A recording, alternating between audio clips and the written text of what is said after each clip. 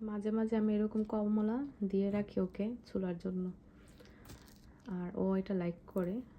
আর দেওয়ার কারণ হচ্ছে এটাই যে ও নিজে নিজে যাতে এই কাজটা করতে পারে, আর অনেকক্ষণ ধরে বসে এটা একটা মনোযোগ সহকারে করে, সেজন্যই দিয়ে রাখি। আর ও অনেক বেশি পছন্দও করে এভাবে কমলটা নিজে নিজে ছোলাতে। এই যে সবগুলা এখানে রেখেছে। এটা কি? অরেঞ্জ? এটা কে খাবে? আমি খাবো। তুমি খাবে?